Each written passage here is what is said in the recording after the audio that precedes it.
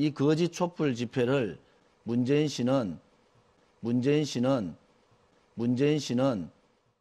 북한의 핵실험에 대한 또는 북한의 핵 미사일에 대응할 수 있는 대안은 무엇인지, 또 향후 우리의 외교 안보 정책은 어떤 방향으로 가야 하는지 각 당의 입장을 먼저 들어보도록 하겠습니다. 네, 대한애국당 조원진 대표입니다. 1년 전 대한민국을 생각해 보십시오. 거짓, 선동, 음모, 조작. 1년 전에 제시했던 그 많은 거짓들이 하나도 맞는 것이 없습니다. 문재인 정부 6개월 만에 안보가 무너지고 한미동맹 무너지고 6개월 만에 경제는 파탄으로 가는 징후가 보입니다. 문재인 씨가 제대로 하고 있는가? 저는 그렇지 않다고 봅니다. 1년 전 촛불은 거짓, 성동, 음모, 조작, 기획된 권력 찬탈입니다. 권력 쿠데타입니다. 이 거짓 촛불 집회를 혁명이라고 합니다. 혁명은 뭐라고 얘기합니까? 사실이 바탕이 될 때 혁명인 겁니다. 혁명이라고 말하는 자체가 잘못됐다. 저는 그렇게 보고요. 문재인 씨 6개월 만에 이 나라 안보가 무너졌습니다. 한미동맹이 다 깨진 거죠. 안보는 이 한미동맹을 주축으로 하지 않고 어떻게 대북 안보를 할 수가 있습니까? 북한은 핵실험을 통해서 하루하루 우리를 공포에 넣고 있습니다. 김대중 대통령 때 그랬습니다. 북한은 절대로 핵 개발할 수 없다. 핵 개발하면 내가 책임지겠다. 그러고 국민을 속이고 대북 지원 엄청나게 했습니다. 그러고 그분 돌아가셨어요. 그런데 북한 핵은 우리의 가장 공포로 다가오고 있습니다. 박근혜 대통령께서는 북한 핵을 머리에 이고는 살아갈 수 없다. 이렇게 얘기한 겁니다. 도대체 누가 만든 겁니까? 반성들을 할 줄 모르는 거예요. 아직도 햇빛 정책에 망상에 쏟아지고 있는 이 문재인 씨 정권 반성해야 됩니다. 또 하나 더 말씀드리면은 이 북핵을 막을 수 있는 방법은 미국의 존 볼트 전 유엔 대사가 했잖아요. 시간이 없다. 3개월밖에 시간이 없는 거예요. 그러면은 방법은 단 하나밖에 없습니다. 레짐 체인지. 김정은 드러내고 북핵을 제거시키는 방법에는 뭐가 있겠습니까? 네. 이제 레짐 체인지 외에 다른 방법이 있으면은 찾아보라고 그러십시오. 북한 핵을 바로 드러내지 않으면은 그 짐은 우리 후대들한테 엄청나게 다가오고 대한민국은 북한의 핵 속국이 될 수밖에 없다. 저는 그렇게 생각합니다. 네, 알겠습니다. 7분 토론자 말씀을 들어보니까요. 일단 그 앞에서 제가 주제 설명하면서 말씀드렸던 압박으로 갈 거냐, 대화로 갈 거냐 이런 부분의 문제가 결국은 북한이 핵무력을 완성했다고 선언을 했는데 여기에 대한 이제 우리의 시각이 필요할 것 같고요. 그다음에 그 한반도 주변 사강과의 그 외교 관계는 어떻게 유지해야 될 건가? 이 북핵 문제가 우리 한반도의 문제만은 아니거든요. 그래서 이런 부분에 대한 그 견해 차이가 좀 보여지는 것 같습니다. 이런 부분의 논점을 중심으로 해서 자유토론에 들어가도록. 앞에서 얘기했듯이 그 주변 사강 이제 그 대통령 방중도 시작되는데 또 사드 문제에 관련된 한중 협의도 논란이 되고 있고 그래서 큰 틀의 4강 외교에 대해서 좀 진행을 하면 어떨까 싶은 생각이 드는데 우리 조원진 의원님이 지금 뭐 전술핵 전략핵 얘기하는데 민주당 문재인 씨 정권 할 말 없는 거예요. 전술핵이 뭔지 전략핵이 뭔지 그런 외교부 장관 갖다 놓고 무슨 협상을 합니까? 그 말이 안 되고요. 또 하나는 지금 안보 라인이 다 무너졌잖아요. 왜 무너졌느냐? 믿음이 없어진 거예요. 한미 간에. 한일 간에도 믿음이 없어지고 우방 국가들이 대한민국의 지금의 정권을 인정을 못하는 겁니다. 왜?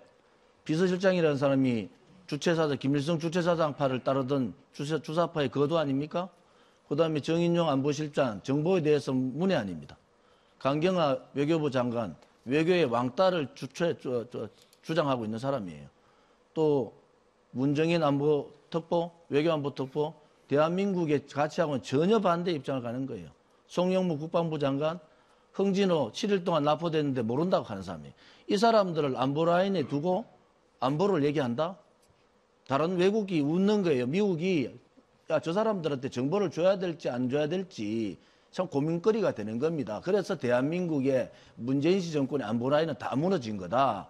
그래서 미국이 지금 북한의 핵을 제거하지 않고는 안 되는데 3개월밖에 시간이 없다고 얘기하는데 방법은 한국의 문재인 씨를 못 믿는 겁니다. 그러니까 미국 스스로가 방법을 찾을 수밖에 없지 않냐. 이게 말이죠. 어쩔 수 없는 상황이 온 거예요. 그러면은 지금 할 수 있는 방법은 뭐냐? 이 안보라인 5인방을 다 새롭게 퇴진시켜야 되잖아요. 그리고 새로운 균형 감각을 가진 사람들을 넣어야지 대한민국의 안보가 제대로 서는 겁니다. 지금요, 안보라든지 국가 운영은 좌우의 날개로 날아가야 되지, 문재인 씨가 후보 때 얘기한 대로 보호수를 불태워버리겠다. 또 이해찬 전 총리가 보호수 뿌리 붓겠다. 그러고 난 다음에 뭐라 했어요? 지금 국무총리하고는 이 정신없는 이낙연 총리 뭐라 했습니까? 촛불혁명의 도구로 공무원을 써야 된다. 이게 말이 되는 소리입니까? 네. 그래서 국가가 위태롭다는 거예요. 그래 국가가 제대로 가려면은 좌우의 날개가 균형을 맞을 수 있는 그런 정책을 써야 된다. 이어서 조원진 의원 당부드리는 건요. 이게 이제 이 시청자들이 많이 보고 계시니까 대통령에 대한 호칭은 조금 주의를 기울여 주시기 바랍니다. 대통령으로서 잘해야지 대통령이라고 부르죠. 사석에서는 좋습니다만. 자, 제가 중국에 사실은 지도부들을 엄청 많이 만난 사람입니다. 시진핑 주석 당 6번 만났는데요. 지금 중국은 이 한반도의 비핵화예요. 그다음에 대량 살상 무기를 원하지 않는 겁니다. 그런데 북한이 중국을 말을 듣지 않고 핵을 개발한 거예요. 여기서 실마리를 찾아야 됩니다. 중국의 바로 턱 밑에다가 북한의 핵을 가지고 있다는 거 아닙니까? 이것은 중국이 원하지 않는 거예요. 그러면 한국도 원하지 않고 중국도 원하지 않고 미국도 원하지 않으면은 북한 핵을 제거할 수 있는 방법을 찾으면 된다. 저는 벌써 미중 간에는 어느 정도 거래가 끝났다. 그런데 이 문재인 씨 정권이 그걸 모르는 거야. 중국에 대한 전문가가 거의 전무한 거예요. 그걸 알면은 실마리를 풀 수 있는 길이 있는 겁니다. 그다음에 한중 간에는 전략적 협력 동반자 관계가 돼가 있습니다. 박근혜 정부 때 이런 거예요. 중국의 많은 지도부나 중국 인민들이 한국에 의해서 대한민국에 의해서 통일이 돼도 괜찮겠구나 하는 인식을 준 겁니다. 그것은 엄청난 인식의 변화를 준 겁니다. 그런데 북한이 중국의 말을 듣지 않고 핵을 개발했다? 중국도 지금 못 참는 겁니다. 그러면은 제가 얘기하는 레짐 체인지가 충분히 가능하다. 그래서 레짐 체인지를 이 빠른 시간 내에 하지 않으면은 우리 대한민국은 우리뿐만이 아니라 우리 후대들이 북한의 핵에 속국이 된다. 이 시기를 놓치면은 엄청난 후회를 합니다. 그래서 이 중국의 정확한 GPR라는 거죠. 정확한 중국의 속내를 읽어야 됩니다. 겉으로 가서 뭐 이렇게 하는 것보다 중국의 속내를 읽고 가면은 이 북한 핵의 실마리가 열린다. 지금 중국의 여러 가지 발언들 한번 보세요. 지금 홍콩에서 나오는 중국의 여러 가지 얘기들 들어보면은 중국 또한 북한의 핵을 어떻게 제거할 건가를 고민하는 겁니다. 네. 그러면은 북한 핵을 제거하는 데는 거의 같은 거예요, 입장이. 그럼 이것을 어떻게 처리할 거냐. 이제 조금 느낀 것 같아요. 러시아를 어떻게 끌고 갈 거냐. 요 문제만 우리 한국과 미국과 중국, 일본이 잘 얘기하면은 북한 핵은 충분히 제거할 수 있다. 이렇게 보는 겁니다. 네, 알겠습니다. 자, 다음 두 번째 토론도 굉장히 뜨거운 감자인데요. 검찰과 국정원 등 권력기관 개혁 방향에 대한 토론입니다. 최근 국정원과 검찰 등 권력기관 개혁이 빠른 속도로 진행이 되고 있습니다. 그래서 공수처라고 부르는 고위공직자 비리수사처를 설치하고 또 국정원의 대공수사권을 이전하는 방안, 여러 가지 방안이 나오고 있는데 권력기관을 개혁해야 된다. 여기는 별 이견이 없어 보이는데 구체적으로 이제 정치적인 중립성 또 독립적인 활동을 보장해야 하는 그런 방안에는 견해 차이가 좀 있는 것 같습니다. 검찰과 국정원 등 권력기관 개혁에 대한 각 당의 방안은 답변해 주시죠. 국정원 개혁 방향을 이 단추를 잘못 끼웠어요. 적폐청산에 완장을 차고 개혁을 가니까 조급한 겁니다, 지금. 그러니까 대공수사권 폐지하자. 이게 정보 수집하고 대공수사권을 분리할 수는 없는 겁니다. 그리고 방금 하태경 의원 얘기했지만 대공수사권을 폐지하면은 어느 부서에서 이걸 해야 되는데 지금 어떻게 되느냐. 대공 문제하고 그다음에 대정부 테러 문제 그다음에 지금 사회 전복 세력들 여기에 대한 수사를 못 하는 겁니다. 어느 부서에서도 지금 못 하게 돼 있어요. 그러면은 실질적으로 국정원이 갖고 있던 모든 안보 권리를 이제 북한 김정은한테 넘겨주는 거 아니냐. 이것은 김일성 때부터 김정일이 김정은이 계속 주장했던 겁니다. 그래서 안보 라인이 무너졌다는 것은 국정원을 거의 무능화시켜버린 거예요. 지금 지금 대공수사권 폐지를 하면은 여기에 대해서는 좀 더 깊은 고찰이 필요하다. 국정원을 폐지하려고 하는 TF 팀들이 기본적으로 반대한민국의 생각을 가지고 있는 사람들이 많이 들어가 있단 말이에요. 구성부터 잘못했고 김대중 정권 때 그랬어요. 이게 그 국정원 개혁한다고 해가지고 했다가 어떻게 됐습니까? 휴민트 다 날라갔습니다. 그거 복원하는데 아직까지도 복원이 안 돼. 10년 이상이 걸립니다. 이 국정원 개혁 잘못하면은 이 소위 말하는 김정은이 요구하는 이 대한민국 내에서의 테러 또 반정부 반국가 활동 이런 거를 막을 수가 없다 그렇게 보고요.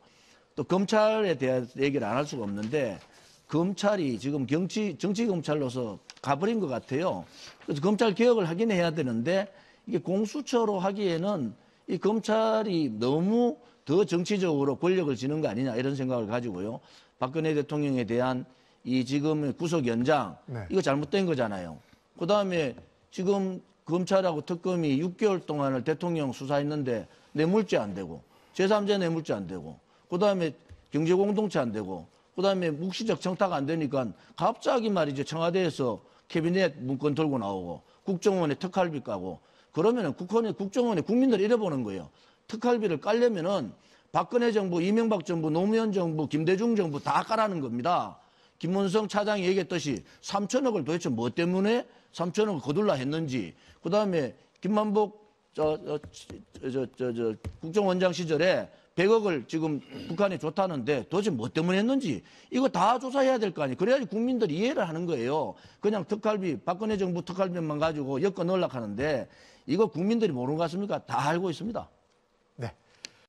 앞에서 제가 말씀드렸지만은 이 국정원과 검찰 개혁안은 아직까지는 셀프 개혁안입니다. 국회에서 하실 일들이 굉장히 많은 것 같은데 오늘 이 토론자분들 말씀을 들어보면 큰 틀에서는 이 대통령의 통제권에 대한 의구심을 좀 갖는 것 같습니다. 그래서 아예 그것까지 이관을 해야 된다는 주장도 하시고 그러는데 국회에서 앞으로 하실 방안들을 중심으로 해서 좀 남은 시간은 구체적인 방안들을 좀 얘기해 주시면 어떨까 하는 생각이 듭니다.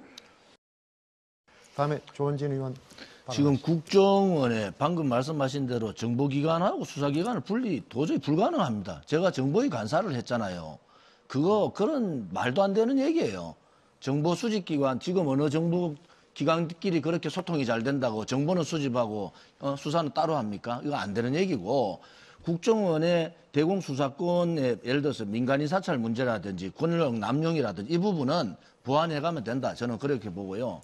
검찰 문제, 공수처, 아니 정치적 중립을 지키고 거기에 따라서 검찰의 본연의 업무를 하면은 공수처 해야죠. 그것도 국회의원 빼작하는데 그런 꼼수 쓰지 말고 공수처하면 국회의원 다 넣으세요. 넣어가지고 다 조사하란 말이에요. 또 하나는 뭐냐? 지금의 검찰로는 안 된다는 거예요. 지금의 적폐완장을 차고 표적 수사하고 그다음에 적폐 수사하고 지금 언론에 뭐라 합니까? 수사공화국이라고. 이런 검찰을 가지고 공수처를 놓는다? 또 하나의 정치검찰을 만드는 거잖아요. 그래서 정치검찰을 벗어날 수 있는 방법이 뭔지 그러고 공수처 논의를 해야 된다. 이렇게 얘기할게요. 박근혜 대통령이 왜 구속 연장이 돼야 되느냐. 저는 그게 의심스러운 거예요. 증거인멸 도주 아무것도 없잖아요. 이건 뭐냐. 그야말로 정치보복이에요. 제가 국회에서 그랬어요. 정치보복은 또 다른 정치보복을 낳는다. 그래서 이 정치보복의 굴레를 계속 가게 할 거냐. 그렇지 않으면 이 문재인 씨 정권에서 정치보복을 끊을 거냐. 이게 되게 중요한 문제지 않습니까? 그다음에 이게 말이죠. 구속 연장을 함으로 해가지고 그것은 바로 정치보복과 인신강금입니다. 제대로 된 소통을 하고 소통 정부를 만들겠다고 했는 문재인 씨가 제대로 가려면은 박근혜 대통령부터 풀어야 되잖아요. 검찰에서 뭘 하겠습니까?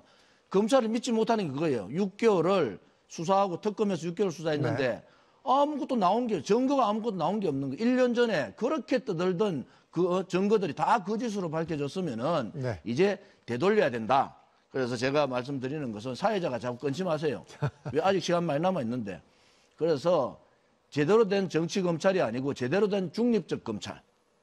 그다음에 검찰이 권력에 따라 움직이지 마라 말이에요. 그러니까 검찰이 요거도 먹는 거예요. 검찰은 증거 우선주의 하고 불구속 우선 아닙니까? 전직 대통령이 그것도 감옥에 저렇게 병을 가지고 누워있는 대통령을 이제 풀어줘야죠.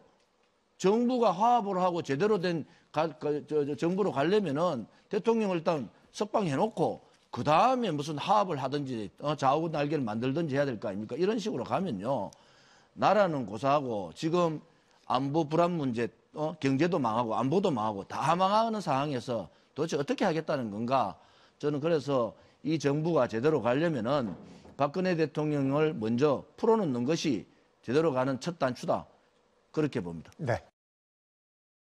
지금 그 조원진 의원부터. 권력기관에 사실은 권력이 집중되면은 독재가 되는 겁니다. 독재가.